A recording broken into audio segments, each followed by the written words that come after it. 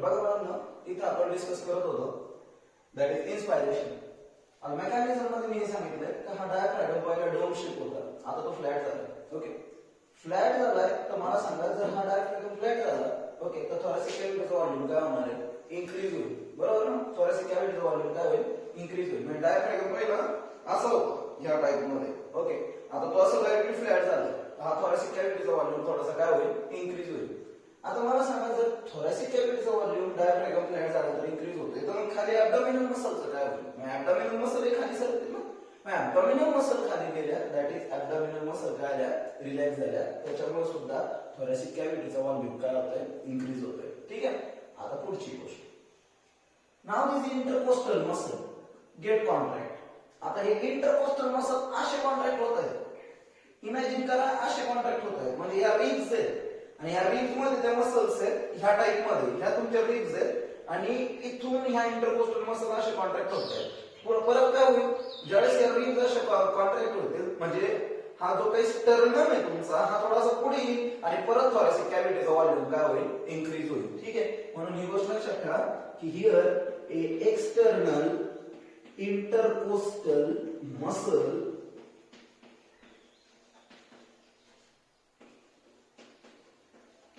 Gate contract.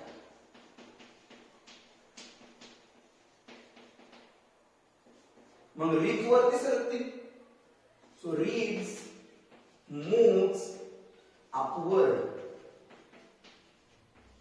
Ribs upward सरकतील आणि जो काही तुमचा what we call as a sternum आहे हा फॉरवर्ड सरकेल. So sternum moves forward. बरोबर. हा डायफ्रॅगम फ्लॅट झाला, ॲब्डोमिनल मसल रिलॅक्स झाली. Abdominal muscle diaphragm flat, abdominal muscle खाली सरकले, थोरॅसिक कॅव्हिटीचा व्हॉल्यूम वाढला. इंटरकोस्टल मसलचं कॉन्ट्रॅक्शन झालं, रिब्स अपवर्ड सरकल्या आणि जे काही स्टर्नम आहे तो फॉरवर्ड सरकला. मग लंग्स वरती असणारा प्रेशर काय होईल? कमी होईल, जास्त होईल. थोरॅसिक कॅव्हिटीचा व्हॉल्यूम वाढलाय, मग लंग वरती असणारा प्रेशर आपोआप काय होणार? कमी होणार. ठीक आहे, लक्षात ठेवा. म्हणून pressure within lungs decreases. Lung वरती प्रेशर बोलतोय मी, लंग वरती. ठीक आहे, कारण थोरॅसिक कॅव्हिटी वाढली, ओके, म्हणजे तिचं साईज वाढली, तिचं व्हॉल्यूम वाढलंय, म्हणून लंग वरती असणारा जो प्रेशर आहे तो कमी होणार. ओके, आणि त्यामुळं एअर इझिली काय करेल? एंटर करेल इन द लंग्स. ठीक आहे. तर अशा पद्धतीने हे सगळं कोणतं मेकॅनिझम आहे आपल्याला? That is inspiration. आणि याच्या अगेन्स्ट कुठला मेकॅनिझम आहे? एक्सपायरेशन. ओके, सो इथून एअर काय करतीये? एंटर करते. लक्षात ठेवा. एक्सपायरेशन सांगा मला, ही ऍक्टिव्ह प्रोसेस आहे, ही प्रोसेस कशी असणार? पॅसिव्ह. म्हणजे हिला एनर्जीची गरज लागणार नाही, म्हणून पहिला पॉइंट आपण लिहिणार it is a passive process. He intake of air आहे ना, so this is a release of air. Okay, expiration म्हणजे काय? That is a release of air. तुम्हाला आठवत असेल तर मी काय कंडिशन शिकवली होती? इथं ऍटमॉस्फेरिक प्रेशर जास्त होता लंग प्रेशर पेक्षा.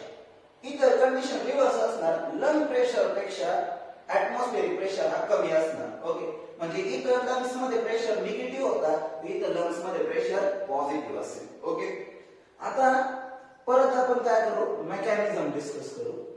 याच्या सगळ्या रिव्हर्स केसेस एक्सपायरेशन मध्ये होतील. सांगा, इथं डायफ्रॅगम काय आलाय? कॉन्टॅक्ट. मग इथं काय होणार? डायफ्रॅगम रिलॅक्स. म्हणून पहिला पॉइंट आपण लिहिणार डायफ्रॅगम गेट रिलॅक्स.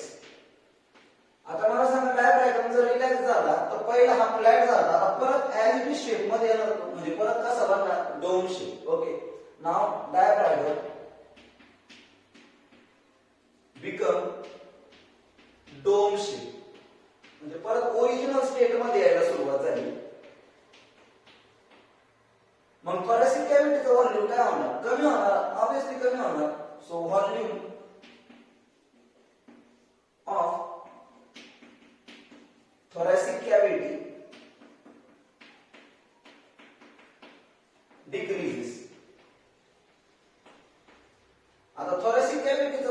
कमी झालाय म्हणल्यावरती ऍब्डॉमिनल मसल वरती सरकणार. ओके, सो ऍब्डॉमिनल मसल पहिल्या ज्या रिलॅक्स झाल्या होत्या आता ते परत काय होणार, कॉन्ट्रॅक्ट होणार. म्हणून आणखी थोरासिक कॅव्हिटीचा व्हॉल्यूम काय होणार, कमी होणार.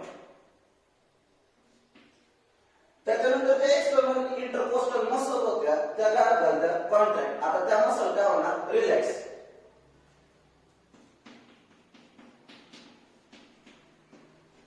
External intercostal muscle get relax.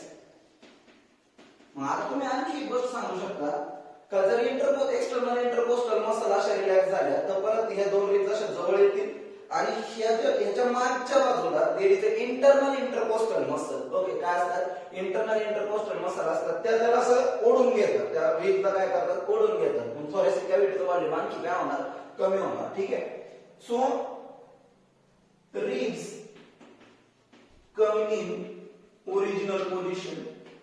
Ribs त्याच्या ओरिजिनल पोझिशन मध्ये येणार.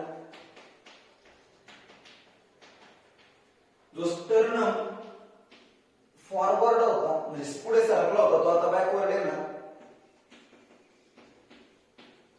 स्टर्नम मूव्स बॅकवर्ड आणि त्याच्यामुळे परत जो लंग्स आहे त्याच्यावरती प्रेशर इन्क्रीज व्हायला सुरुवात होणार कारण व्हॉल्यूम कमी होतोय. ठीक आहे, म्हणून लक्षात ठेवा प्रेशर विदिन लंग्स याला काही पुस्तक इंट्रा प्लुरल प्रेशर सुद्धा म्हणतात. Okay, pressure within lungs start to decrease आणि लंग मधला प्रेशर जर इन्क्रीजेस, लंग वरती असणारा प्रेशर जर वाढला तर लंग्सला एअर काय करावे लागेल, रिलीज करावे लागेल. सो एअर इज एक्झिट आणि इथून एअर काय होईल, बाहेर पडेल. ठीक आहे, तर अशा पद्धतीने बाळांनो हे आपल्याला मेकॅनिझम होतं ब्रीथिंगचं, दॅट इज इन्स्पायरेशन आणि एक्सपायरेशन. ठीक आहे, ठीक आहे बाळांनो. आता बघा जो पार्ट आपण स्टार्ट करतोय तो सुद्धा एक इम्पॉर्टंट पार्ट आहे, that is the pulmonary volume और रेस्पिरेटरी व्हॉल्यूम. सोपी गोष्ट आहे पल्मोनरी व्हॉल्यूम किंवा रेस्पिरेटरी व्हॉल्यूम. पल्मोनरी व्हॉल्यूम म्हणजे काय, आपण किती एअर मॅक्झिमम लंग्स मध्ये घेऊ शकतो आणि किती एअर लंग्स मधून मॅक्झिमम सोडू शकतो त्याला आपण काय बोलतो, पल्मोनरी व्हॉल्यूम. ठीक आहे, आता बघा यात पहिली गोष्ट आपण डिस्कस करणार आहे पल्मोनरी व्हॉल्यूम बद्दल. दॅट इज 4 टाइपचे व्हॉल्यूम आपल्याला शिकायचे. त्यातला पहिला व्हॉल्यूम आहे टायडल व्हॉल्यूम, त्याला टीव्ही म्हणू आपण. दुसरा आहे इन्स्पायरेटरी रिझर्व्ड व्हॉल्यूम, इन्स्पायरेटरी रिझर्व्ड व्हॉल्यूम ज्याला आपण आयआरव्ही म्हणू. त्यानंतर एक्सपायरेटरी रिझर्व्ड व्हॉल्यूम,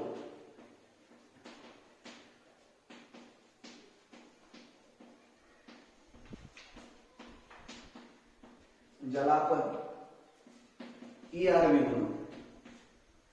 आणि चौथं आहे रेसिड्युअल व्हॉल्यूम, ज्याला आपण आरव्ही म्हणू. आणि एक गोष्ट मी तयार करणार जी यावर्षी पुस्तकामध्ये आलेली डेड स्पेस, डीएस. ठीक आहे, तर अशा पद्धतीने आपल्याकडे 5 टाइपचे व्हॉल्यूम आहेत. लय टेन्शन घ्यायचं एकदम सिंपल पद्धतीने लक्षात ठेवायचं. बघा टायडल व्हॉल्यूम म्हणजे काय, the amount of air which is inhaled और एक्सपायर्ड, दॅट इज इन्स्पायर्ड और एक्सपायर्ड नॉर्मली. म्हणजे आता आपण जी एअर घेतोय जी एअर सोडतोय नॉर्मली याला काय म्हणायचं, टायडल व्हॉल्यूम. ठीक आहे, लक्षात ठेवा. सो टायडल व्हॉल्यूमची simple definition, the volume of air that inspired म्हणजे तुम्ही किती एअरला बॉडीमध्ये घेताय और एक्सपायर किंवा सोडताय नॉर्मली, याला म्हणायचं टायडल व्हॉल्यूम. आणि त्याची अप्रॉक्सिमेटली व्हॅल्यू असते जवळपास 500 ml. ठीक आहे, आता दुसरी गोष्ट आपण कन्सिडर करू इन्स्पायरेटरी रिझर्व्ड व्हॉल्यूम. आता तुम्ही एखाद्या डॉक्टरकडे गेलात, ठीक आहे, आता डॉक्टरची पहिली ट्रीटमेंट भारी चालू होते तुम्हाला माहिती. ओके, डॉक्टर पहिले काय म्हणणार, हा नॉर्मल श्वास घेतला म्हणजे तुम्ही टायटल वन. आता डॉक्टरने तेव्हा सांगितलं जरा जोरात श्वास घ्या. ठीक आहे, म्हणजे तुम्ही आता मॅक्झिमम अमाऊंटची एअर काय करणार आहे, इन्स्पायर करणार आहे. यालाच काय म्हणायचं, इन्स्पायरेटरी रिझल्ट वन. मग डॉक्टर नंतर तुम्हाला काय सांगणार, जोरात सोडा, मग त्याला काय म्हणायचं, एक्सपायरेटरी रिझल्ट वन. आता तुम्ही ती एअर सोडल्यानंतर काही अमाऊंटची एअर तुमच्या लंग्स मध्ये राहील ना. ओके, मग त्याला काय म्हणायचं, रिसिड्युअल व्हॉल्यूम. ठीक आहे, म्हणजे हीच गोष्ट आता फक्त तेवढ्याच कंडिशनला आपल्याला डेफिनेशन मध्ये द्यायचं. ठीक आहे, बघा मग पहिला पार्ट आहे that is inspiratory result volume. The volume of air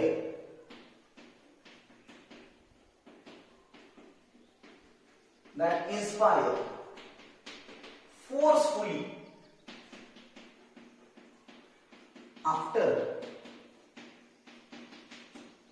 normal expiration. तुम्ही नॉर्मल एक्सपायरेशन केल्यानंतर किती मॅक्झिमम एअर आतमध्ये घेऊ शकता याला काय म्हणायचं, इन्स्पायरेटरी रिझल्ट व्हॉल्यूम. ठीक आहे, आणि ह्याची व्हॅल्यू आता तुम्ही एअर फोर्सफुली घ्याला म्हणजे ऑब्विसली जास्त असणार. याची व्हॅल्यू जवळपास 2500 to 3000 ml एवढी असू शकते.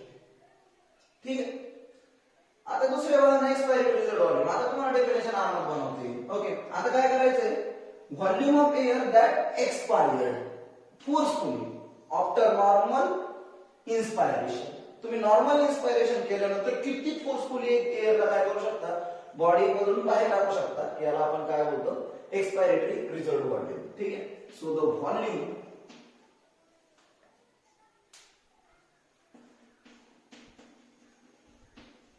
of air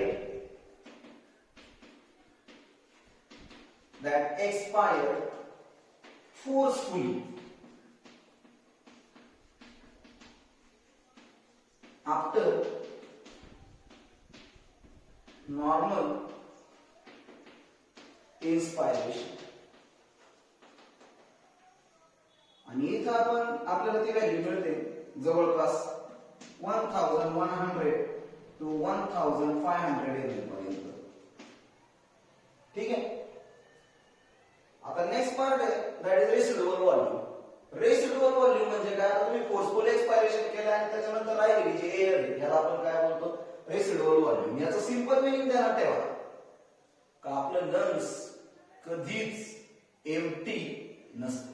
ठीक आहे, त्याच्यामध्ये काही ना काही अमाऊंटची एअर स्टोअर असतेच असते.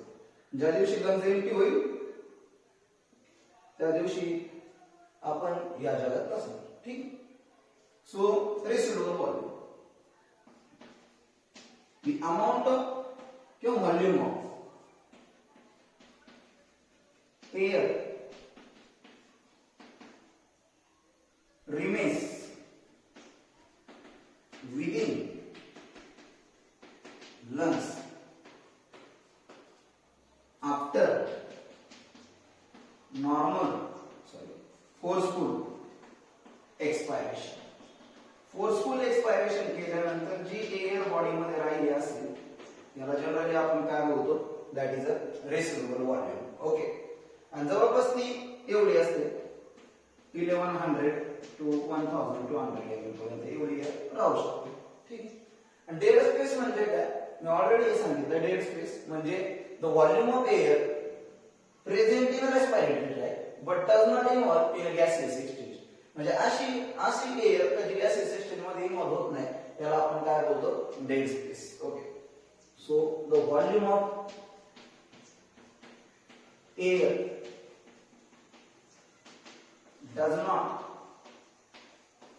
involve in gaseous exchange, which is something about 120 ml. ठीक है, तो अशा पद्धतीने काय होतं आपल्याकडे, that is a pulmonary capacity or respiratory volumes.